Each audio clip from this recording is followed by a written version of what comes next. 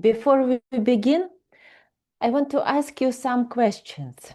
Have you ever tried to heal something and felt like something was still missing even after all the work you had so properly done? Have you ever felt like different part of you were at war with each other? Your body was exhausted, your mind was spinning, your heart was grieving, and all that happened at once. Have you ever wondered what it actually means to be truly whole, especially whilst the world itself seems to be more and more scattered and torn apart? And may it be that at least some of the conflicts we see in the world right now have their deepest course inside our own souls. If your answer is yes, this video is for you. Because the healing cannot be partial, because you are not partial, you are whole. And this video is about what that really means. Because when war or even other less tragic events come onto our life, we incorporate it completely with our whole being. This video is a part of the Circles of Compassion series dedicated for honoring 100 years anniversary of world-known psychiatrist Elisabeth Kübler-Ross. She knew, as anyone, the high importance for human beings to stay whole, especially when some trauma experience lean to turn us apart and seem to scatter our mind, body, emotions, and spirit.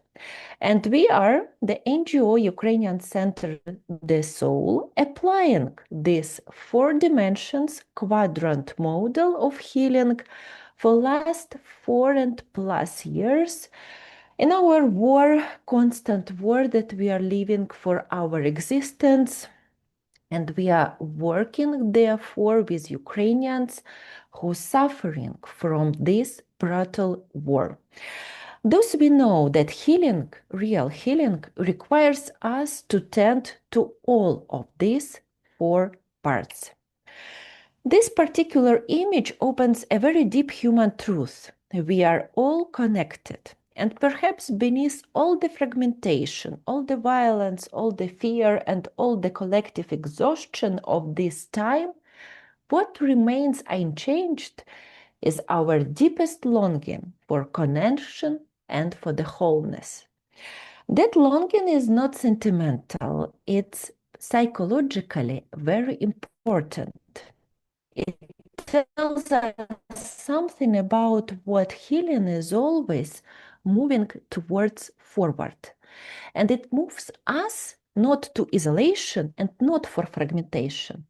Healing, true healing, moves us toward reconnection with ourself, with the parts of ourself, and with other people around us. And what happens when trauma touches us? It does not touch only one layer of ourself. We incorporate all this painful experience with our whole being.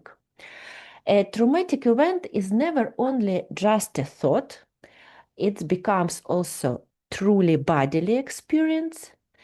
It becomes an emotional reality. It becomes a mental struggle to understand what is going on. And very often it's a spiritual or existential question as well. This is why a whole human response is needed. Because what entered the person entered everywhere. War shatters every dimension of who we really are. Fear, rage, hatred, helplessness, anxiety, pain, distrust, exhaustion, inner numbness, despair. Sometimes all of these states move through one human being in one single day. And this inner chaos, it's not the pathology in the superficial sense. It's not a moral weakness. It's not a failure of our characters. It is what happens when a human being has been living under prolonged threat, with too little safety and too much reality to metabolize, to digest within ourselves. This is the core idea of this video. In times of catastrophe, all four dimensions are affected: the body, the mind, the heart, and the soul. And yet many approaches might still focus on only one of these dimensions or couple of them in a time. They might say, for example, you can regulate your emotions or challenge your thinking, or you should rest your body. But we are not the collection of unrelated compartments. We are a whole human being. And if all four dimensions are impacted, then all four must somehow be invited into healing. My name is Olexandra Shymanova, and I am a Jungian analytic candidate, a somatic therapist, a trauma-informed facilitator, and co-founder of the Soul Ukrainian Psychology Center. For the last 4 years, I have been working with my colleagues mostly with the topics of grief, unfortunately, with women, families, and communities trying to cope with psychological trauma, pain, fear, anxiety, depression, and the many losses caused by the war. And what are people losing? Not only money or stability, not only homes or careers. They lose life, health, relationships, loved ones and friends, home, work, safety, trust, faith, identity, a sense of future, and sometimes even the desire to live. So when we say grief, we are speaking about something much larger than one event. We are speaking about a whole landscape of loss. And in all those years, I have come back again and again to one framework, Elisabeth Kübler-Ross for Quadrants. She developed this not simply as an idea about the process of approaching to death, but as a way of understanding the whole human being. A person who is never just a body, never just a mind, and never just a symptom. For us in Ukraine, this model is not abstract at all. It helps us understand what repeated historical trauma, collective survival, prolonged war do to the people across generations. And it also helps us understand what healing requires in response. Here is what I would like us to cover together. First, the four quadrants, what they are and why they matter. Second, how war, crisis, and trauma damage each quadrant in specific and different ways. Third, the tools and practices our NGO, The Soul, uses to tend to each of the dimensions. Fourth, how this intersects with post-traumatic growth. And finally, I want to keep reminding us that those dimensions are not unique to war. They are the architecture of every human being. So even if your own story is not Ukrainian story, this model may still speak to your life very directly.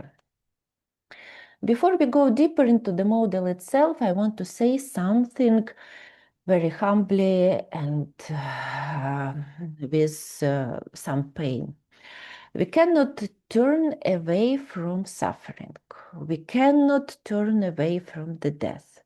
Elisabeth Kübler-Ross understood this. It was her life's work. And in Ukraine, many people live with this reality every single day and can't turn off from it. And the calls about the dead, the women who learn their husbands that they are gone, the mothers who must somehow decide what to tell their children, where to sleep this night, in your own apartment or in the basement. The communities are learning how to live beside unbearable absence of the stability under the everyday threat, and really we cannot fix these things, but we can be present in them. And presence in all four dimensions of the self is where healing begins. So what are the four quadrants? Elisabeth Kübler-Ross identified four essential dimensions of the human being: the physical, the body; the intellectual, the mind; the emotional, the heart; and the spiritual, the soul. These four dimensions are not separate in any absolute sense. They are deeply interconnected, so deeply that when one is wounded, all of the others feel it. But the good news is that when one begins to heal, all the others are touched by that healing too. What Elisabeth understood was revolutionary for her time, and it is still profoundly needed right now in our current circumstances. She understood that a person is not just a medical case, not just a diagnosis, not just a set of symptoms to be managed. A human being is the whole human being, with a body that feels, a mind that tries to understand, a heart that grieves, and a soul that asks the deepest possible questions. The whole person deserves to be seen, and very often that kind of seeing is already the part which heals. At the soul, we apply this framework not to dying, but to living through catastrophe. And this is what we hear again and again in psychotherapy sessions and in group support spaces. One person is speaking from the body. I'm constantly anxious, waiting for something bad to happen. Another is speaking from emotional overload. Another from mental confusion. Another from spiritual collapse, the feeling that everything has lost their meaning. Often a single person is speaking from all of four quadrants at once, even if they do not that language. And that means we have to meet all four dimensions together, not in isolation, not mechanically, but as one living system. Let me please give you one example, keeping the confidentiality, of course, before we go deeper into each quadrant individually. A woman, I will call her Irina, came to our program 6 months after displacement. Forced displacement, of course. She sat completely still, arms crossed, not crying and not talking. She said, I don't feel anything. I think I'm broken. I want you to notice that particular word, broken. Not grieving, not traumatized, not in shock, broken. That one word tells us so much about what happens when a person is suffering as a whole human being. Not only one dimension of that suffering is being recognized. And yet, even in that stillness, several dimensions were already very visible. Her mind was furiously active, trying to control what could not be controlled. Her heart was not absent, it was buried under freeze, under survival, under the necessity to keep functioning. This is one of the most important psychological truths in trauma work. From the outside, a person may look flat, silent, or unreachable, but inwardly, multiple dimensions may be in acute distress at the same time. Let us begin with the body, the physical quadrant. This is where trauma lives. It is where the nervous system registers danger, where stress is held, where survival responses organize themselves, where experience becomes somatic reality. You cannot talk someone out of a freeze response. You cannot think your way out of a dysregulated nervous system. The body has to be included in healing because the body is not separate from the person. In the context of war, the body is often the first casualty, not only in the obvious physical sense, but in the deep psychological and psychological sense. Chronic threat activates survival biology. The nervous system floods with cortisol and adrenaline. Breath becomes shallow, sleep is disrupted, muscles remain tense, the body stays in readiness for danger that may or may not come. Over months and years, the state of chronic activation creates enormous wear. So the body is not just metaphorically carrying the war, it's physically carrying it. And this is an important point. For many people, this is not one traumatic moment followed by recovery. It's years of activation, uncertainty, anticipation, adaptation, and repeated impact. And we know it very well while preparing our psychological programs, and the Ukrainian Circle is the flagman program of one of them. We know that when the stress becomes chronic, the organism begins to organize itself around survival. And the first response is to get out from this survival mode. That means body-based support is not the secondary, it is foundational. It's a medicine, true healing medicine. This is why in every module of our work, we begin with the body. Before words, before analysis, before long explanations, before meaning making. We ground, we breathe, we bring awareness to the feet on the floor, to the body in the chair, on the floor, to the sensation of being here, now, in the moment, and body truly helps us to do it. A nervous system that has been activated for a long time cannot take in much else until it has been given some permission to settle. This is not a small warm-up, what you see on your screens. This is a direct intervention. I want to show you one practice right now that we constantly use on our sessions and our groups. You can also use it on your workshops or with your loved and close ones. Something that we find very practical and very helpful. Find both your feet on the floor. Feel the weight of your body in the chair. Take one breath in, slow, let it go, then completely. And before you breathe in again, pause just for a moment in the space between the breaths.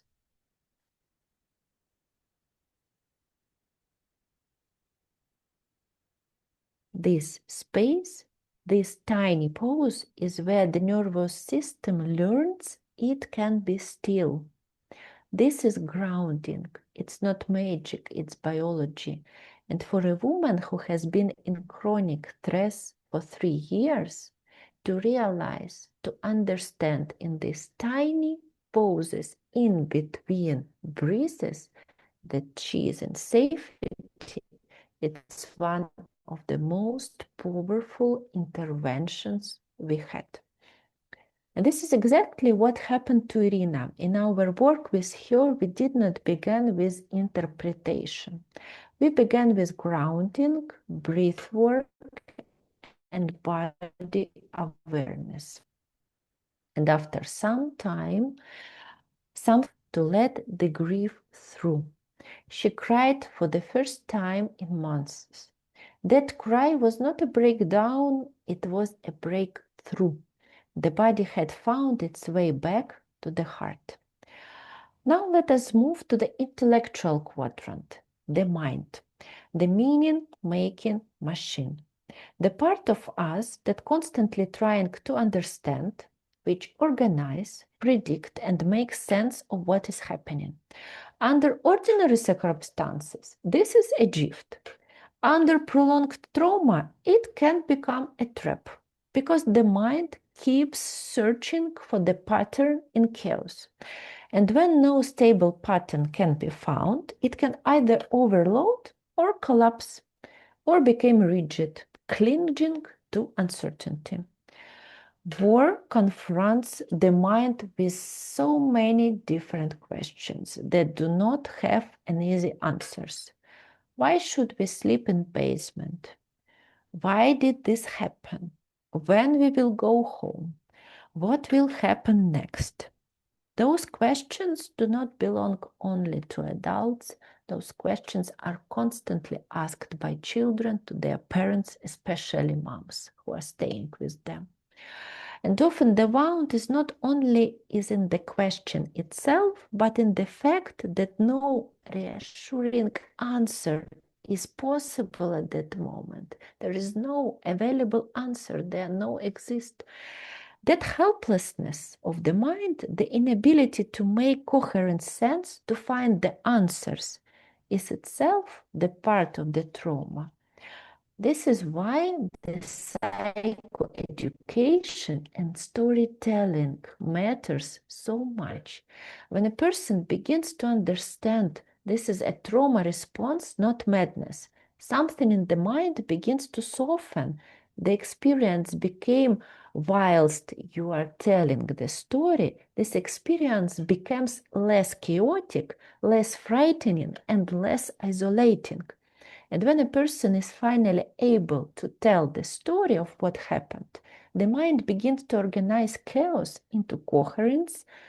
Of course, not perfect coherence, not final coherence, but enough to understand that life can become bearable again. So, the practical question for the intellectual quadrant is, and you can do it also at the practice as we do it as a part of our session, we are asking the right questions. And the question for the intellectual quadrant is the following.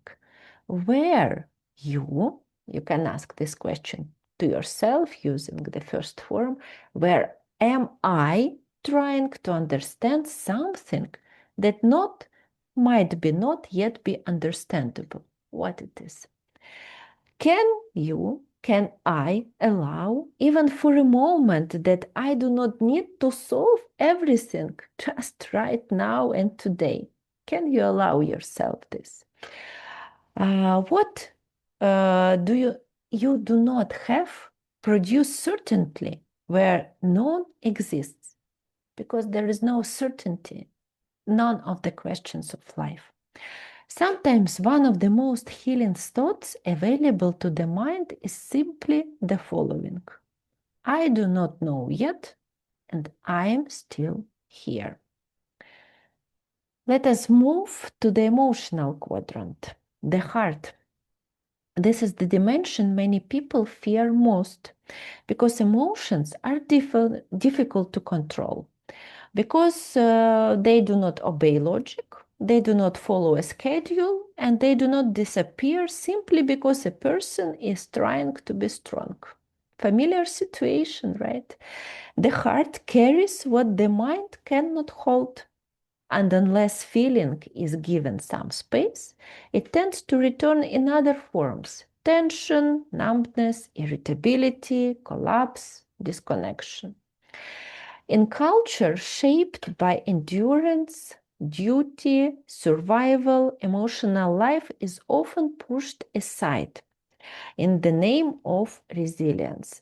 Especially it's up to date right now, unfortunately. But what is suppressed does not disappear.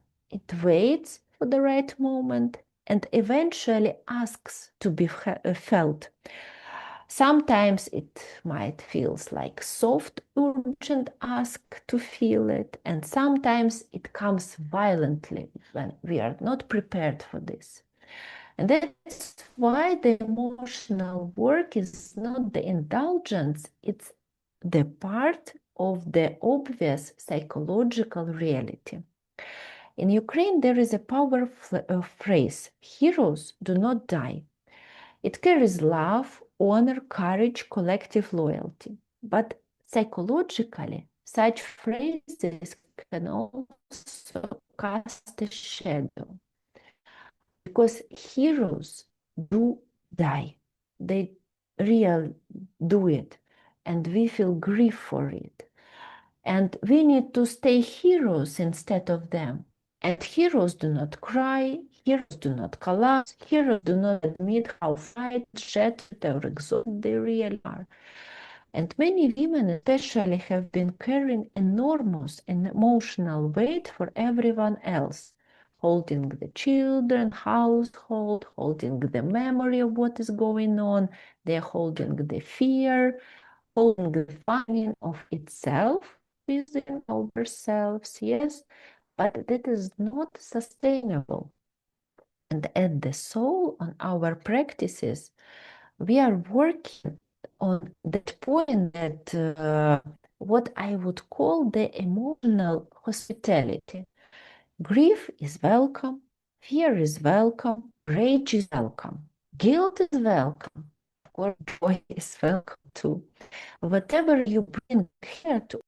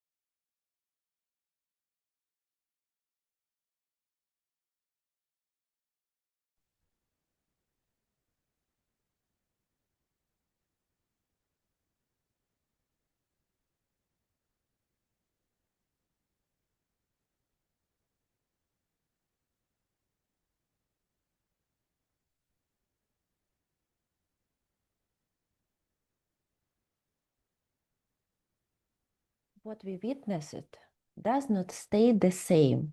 It's very important, and when we realize what is going on, when we are directing our attention on it, it can't just be the same. So again, the practice from the emotional quadrant that you can use also in your work. You can ask yourself and your patients also and your close ones who are experiencing some partnerships with the emotional quadrant, you can ask this question: what feeling have you been keeping in the whole way, not letting fully into the room? What you are avoiding to feel and to contact with? I promise you, this question is the opening door and this tool to encounter it and to rescue yourself from this overflowing. And this brings us to the last four quadrant, the spiritual one, the soul. When I say spiritual, I do not mean only religion. I mean the part of the human being that asks, why I'm here? What does any of this mean? What remains sacred when everything else is falling apart?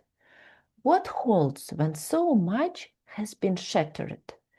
These are not abstract psychological questions. They are often the soul's urgent search for ground to stay on. And in our work, we see how immense the spiritual crisis can become. Women ask us, does God exist? And if so, why this all is happening? What is the meaning of so much death?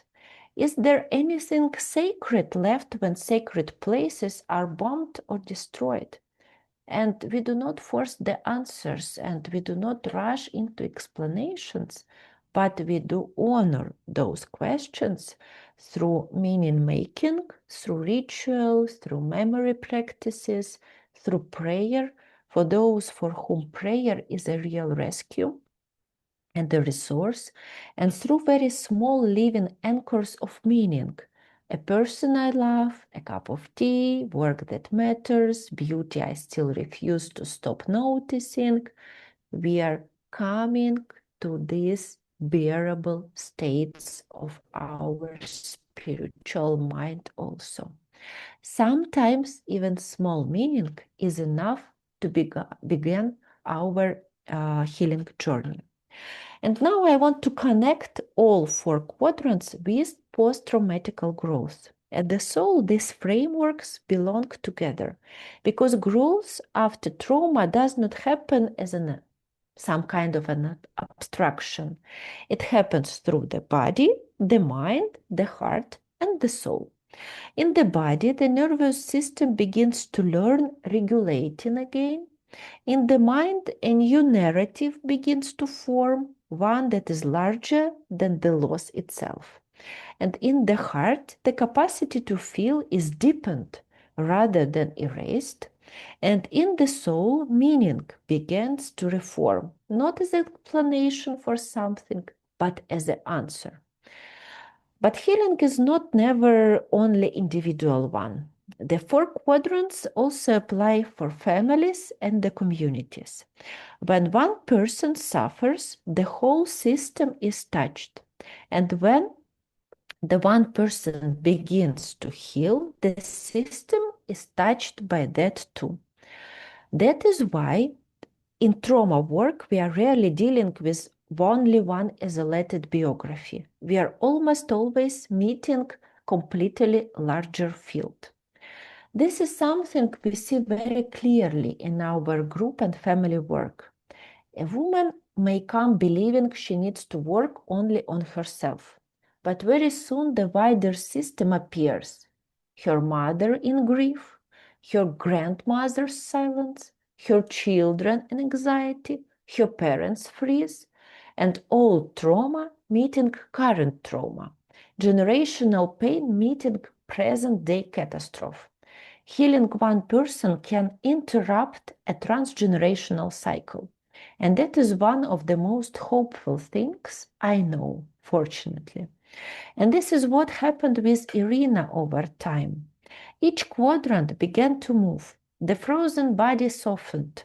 The circular mind became less trapped. The heart became more available. The soul found a small but real sense of purpose again. And eventually, she said something I will never forget. The hardest thing that happened to me has also made me the most capable person I have ever been. Can you realize this scale of such reflection? That is how post-traumatic growth can look like. Not the denial or suffering, not a romanticization of pain, but an expansion of life that emerges through the work of integrating what has been carried. Before we close, I want you to offer some simple four-quadrant reflection, something you can do today. In the body, ask the question, what physical sensation am I aware of right now? Where do I feel tension, heaviness, lightness, or numbness? That is the keys to our body quadrant. Some examples of these keys, and you can invent your own ones. To enter our mind, we can open it with the questions. What thought is repeating? What question can I not let go of? What story am I telling myself about this situation? Then we are coming to our card. What emotion is most present right now? Can I name it without judging it? Can I let it be here for even 60 seconds without trying to change it?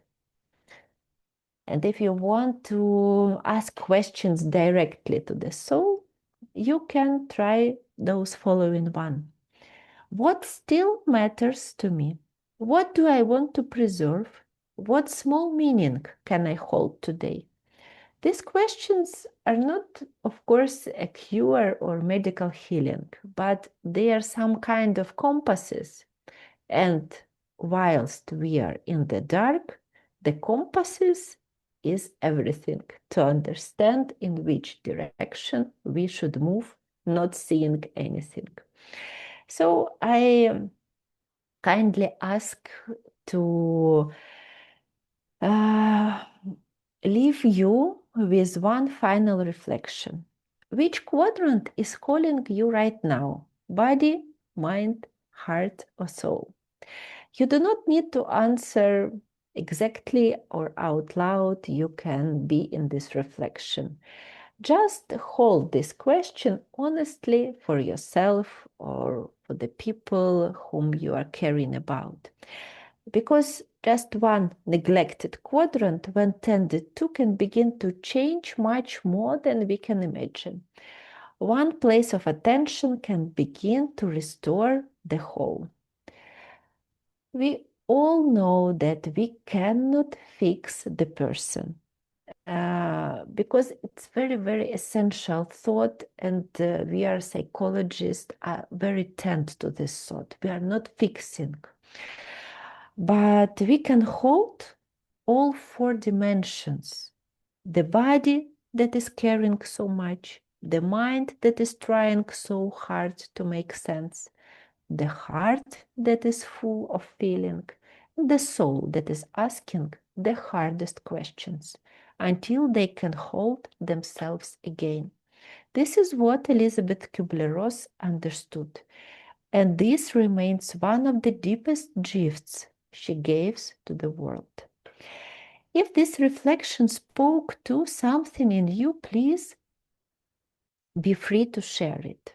Pass it on. Let the circle of compassion grow wider, because this is how a healing circles widen. One moment of recognition, one conversation, one YouTube podcast, one human being, and then one after another. Or if you want to share your reflections, please kindly do in the comments. We are waiting eagerly for them. And if this video has spoken to something in you, please share it with someone who might need it right now. Because this is how healing circles widen. One video shared with one person in one moment of recognition. That is how Elisabeth's circle widened. That is how the soul's circle widens. And we believe it can widen all the way around the world. The soul works with Ukrainian women on a constant basis with all four of dimensions simultaneously. If you want this work to continue, if you believe that Ukrainian women deserve professional whole person psychological care, you can support us. Scan the QR code on your screen or visit ukrainiancircle.com.ua. Your support reaches a real woman tending to a real body, a real mind, a real heart, and a real soul. Every day in our Telegram channel of support, therapy, and healing.